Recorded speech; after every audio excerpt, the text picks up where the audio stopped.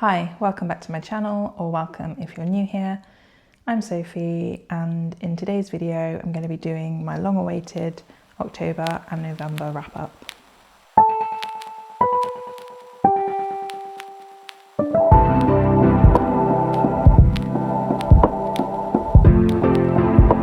So I'm well aware that at the time of filming this video we are almost midway through December, and I feel like I've kind of been procrastinating on this video a little bit.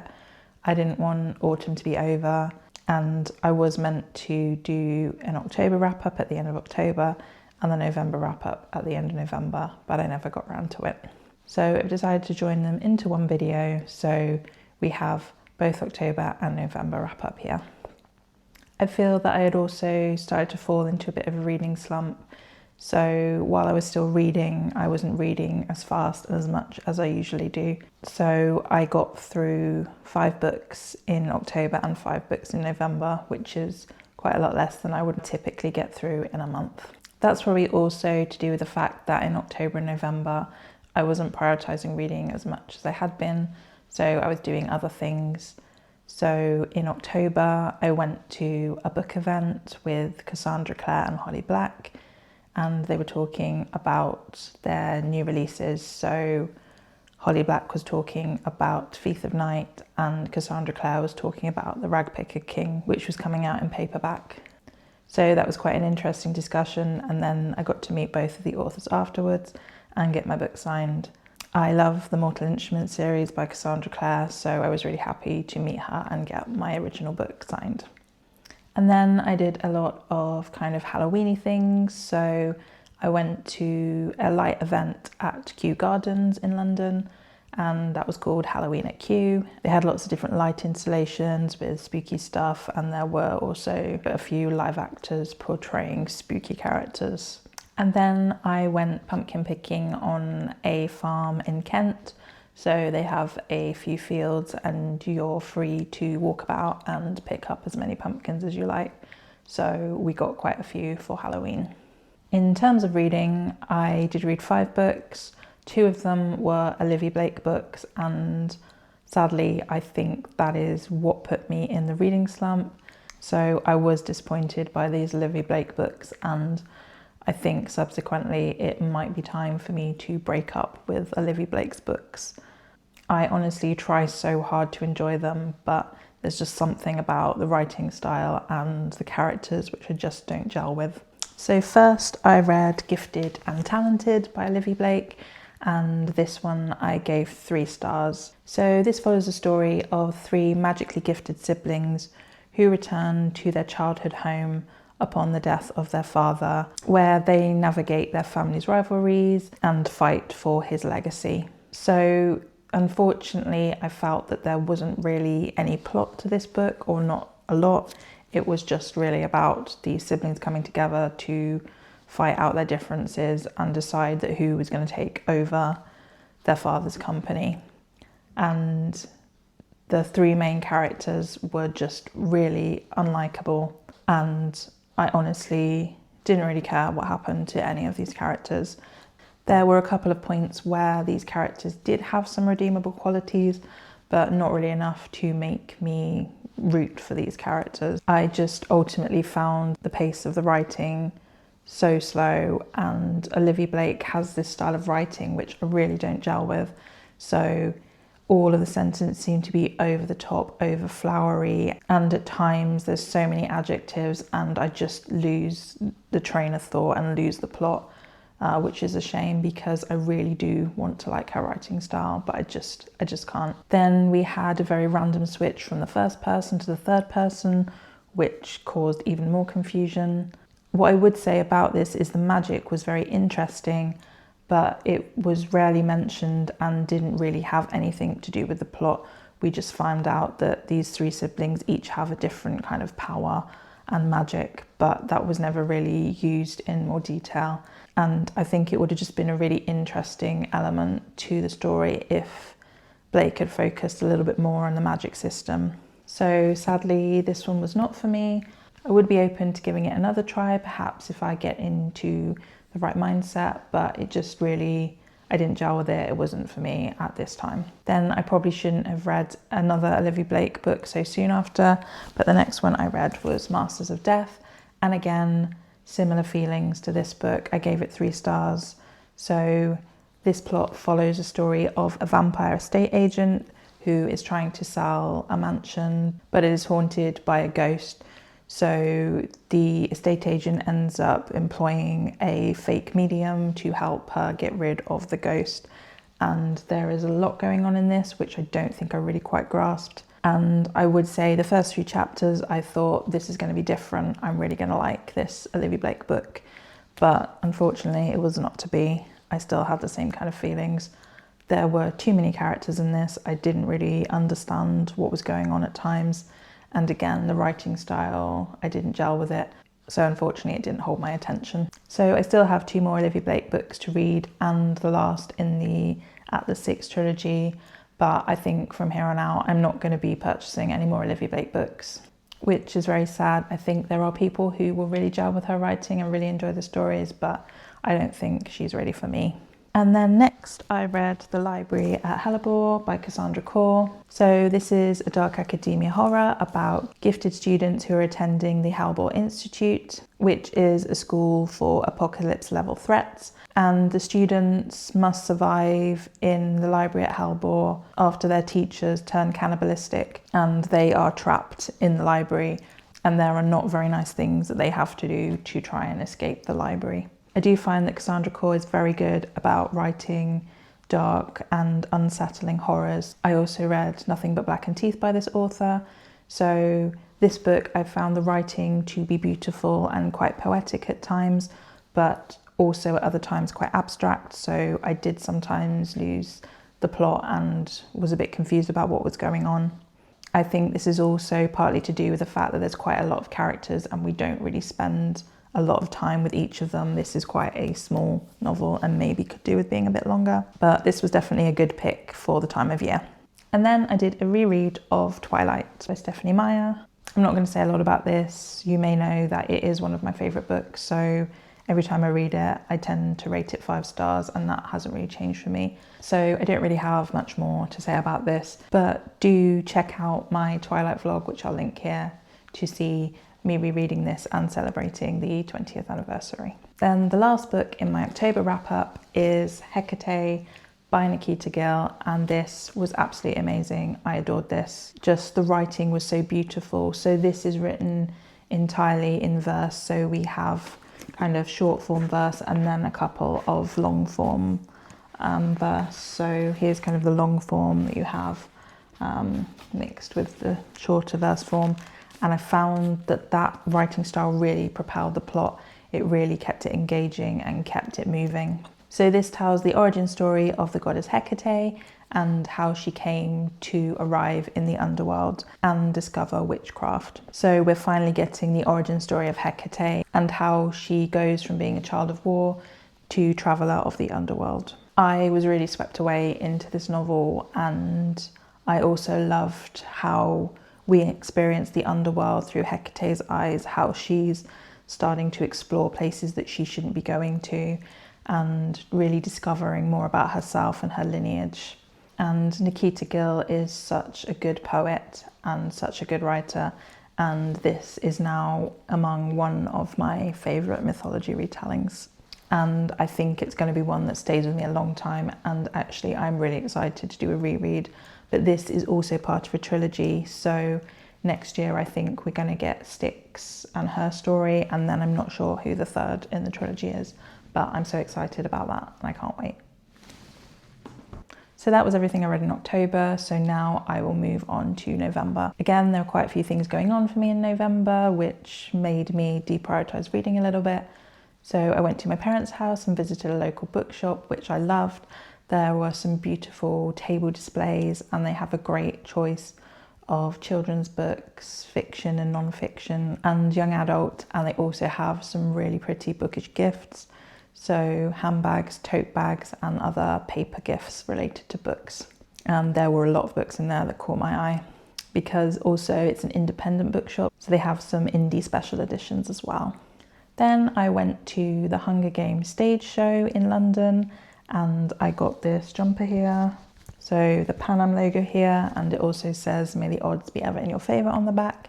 And I really enjoyed that. It was a great reimagining of the Hunger Games. It was quite close to the story, but they had adapted certain points to make it more visually stunning, and I found that the staging was so good.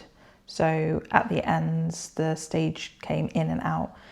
We were in District 4 and quite close to the front, so it was really good, but it's kind of in the round, so wherever you sit, you get a good view. But that's also a new theatre opened in Canary Wharf, and I really like the theatre as well. Then I had a really great event at Waterstones Piccadilly. So that was to celebrate Margaret Atwood's memoir, which is Book of Lives. And they had some poetry workshops. There were some panel discussions. There were also some women walking around the shop dressed as handmaids, which was a little bit freaky.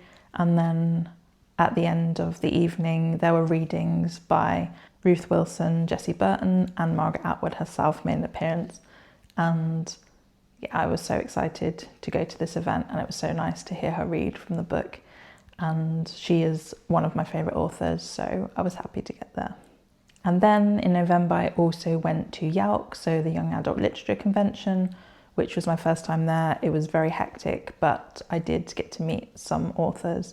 So Nikita Gill, Adrienne Young, Laura Stephen, Amy McCaw, and M.A. Kuzniar. So that was a really good event. There were a lot of giveaways and chances to win various proofs and special editions, but I was not very lucky at all and came away with no proofs, so I don't know how people managed to get stacks of proofs, but it was a great experience. I did also pick up some new books, which you can see in my November haul, and also it was great to go to all the publisher stands and pick up some bookmarks and other freebies. So first up in my November reads, we have Powerless by Lauren Roberts. So this is a very popular book on Book Talk and Bookstagram, and I've seen everybody talking about it. I have had it on my TBR for a while, so thought it was time to get to it. And I do also have books 2 and 3 to read as well. So overall, I gave this one 4 stars. I did really enjoy it. It is very similar to some other young adult fandoms, so there were kind of a lot of elements that felt very Hunger Games, and some of the scenes were very close to some of the events in that book. But we follow the story of Payden, who is an ordinary, and she lives in the slums. And in this world, if you are ordinary without any powers, then you are sentenced to death. There are enforcers who come out to find you and kill you if you're found to not have any powers. And this world, the kingdom, is ruled by elites who have different powers. Then she meets the Prince Kai, who is trained to be the next enforcer, so he is going out finding the ordinaries and killing them. But she is then thrust into the purging trials, which are trials to display the elite powers. And she has to pretend that she is a psychic so as not to get killed. But she ends up growing ever closer to Kai, and they're from 2 different worlds. So she's an ordinary, and she is quite against the kingdom because her father was killed, and she really doesn't like the system and the world, and she is desperate to get that changed. And then Kai is training to be the enforcer, so he's killing the ordinaries, but they start to get closer and closer. And meanwhile, there is also Kai's brother Kit, who is also the prince, and he would become the next king. What I would say about this one though is I think it is very overhyped. So whilst I did really enjoy it, I think there is too much hype about it. It's kind of like any other YA fantasy romantasy. But I'm excited to pick up books 2 and 3. Then we have Thief of Night by Holly Black. So I enjoyed the first book, Book of Night, but this one wasn't so good. I did give it 3 stars. So this is set in a world of shadow magic, and we follow our main character, Charlie Hall, who used to be a thief, and now she is trying to get back on track again and leave the criminal world behind. There are people in this world called Glow-Mists, and they can manipulate shadow magic. And then Charlie, in the first book, Charlie ends up getting involved with Glow-Mists after a murder takes place in the bar that she works at. So this one carries on directly from book 1, and the events that happened at the end of book 1 are key to the plot of this book. So I do still love the character of Charlie, and I did enjoy it, but I think maybe this one would have benefited from just being a standalone and being longer rather than split into 2 books. But I definitely now want to read more by Holly Black, as these are the only 2 books that I've read by her. Then I have Immortal Dark by Tigest Girma, and I enjoyed this book. I gave it 4 stars. I thought it was a really great book for the vampire genre, and this book follows Cassandra, who is an orphaned heiress, and she infiltrates the elite Uxley University to find her kidnapped sister. She is forced to live with Susenor Sagard, who is a dangerous vampire, and he is bound to her family, and Cassandra is certain that he has something to do with the kidnapping of her sister. So this book is enemies to lovers in forced proximity, but I really love how Tigest has brought something new to this genre. So we finally have black representation in the vampire genre, and she also brings in Ethiopian mythology and folklore, which I think was great. I really enjoyed this, and I'm really excited for book 2. I also think our main character, Cassandra, is great. She is fierce. She's not like some of the main characters we have who have a strong moral compass. She has committed bad things, and she's not necessarily concerned with doing things that are morally right. She will do anything she can to get to the bottom of her sister's kidnap, and yeah, it doesn't matter what it takes to get there, she will do it. And I love her as a main character. She's a very strong female main character with a lot of demons and a lot of depth. I also thought this was really great writing, but I would say this has a lot of serious content in, so I would recommend checking out the trigger warnings before you read this. But as you'll see from my November haul, I have got the sequel to this, which I hope to pick up soon. It will probably be in 2026 now. Then we have the massive tome, which is Empire of the Damned by J. Kristoff.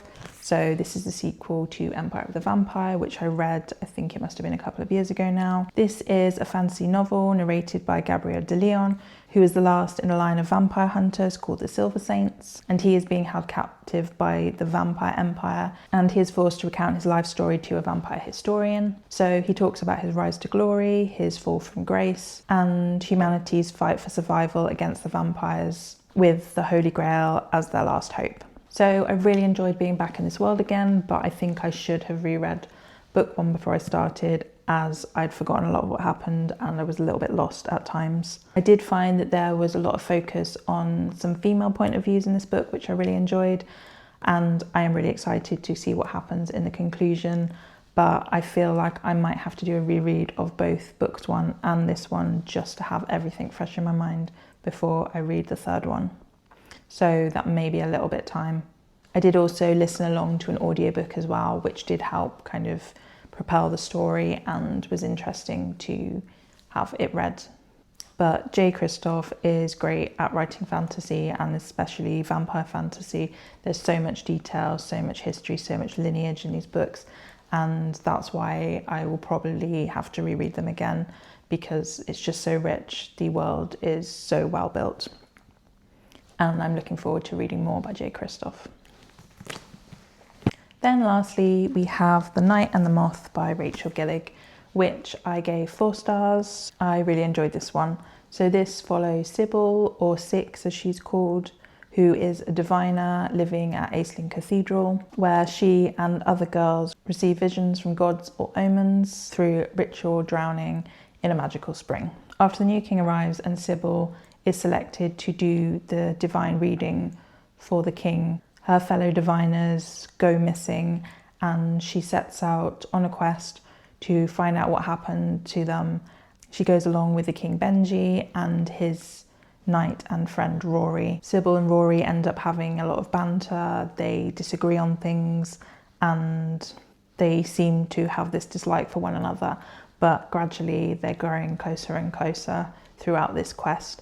But this also is set in a magical world where we have a lot of different characters. So we have sprites, we also have gargoyles who come to life, and there's one in particular who is quite a key character, and they are very interesting. And Sybil gradually uncovers more and more about secrets that have been kept from her, and her discoveries challenge everything that she knew. about being aced in Cathedral and being a diviner. But this again, I think, is part of a series, so I'm really looking forward to picking up the next book. I don't know when that's out though. But I thought this was such an original concept. I really loved the world building. I loved our main character and the whole idea behind the novel. And Rachel Gillig is a great writer as well. So yeah, I'm really interested to read more by this author. So that was everything I read and did in October and November. And now I'm really going to be into the December content. So my next video coming out should be my winter book recommendations. Thank you for watching if you made it this far. Please leave a comment and let me know what you read in October and November, or if there's any of these books that you've read and enjoyed, or any of these books that you're hoping to read. Please like this video if you enjoyed it, and subscribe to my channel for more of my content, and I will see you in the next one. Bye.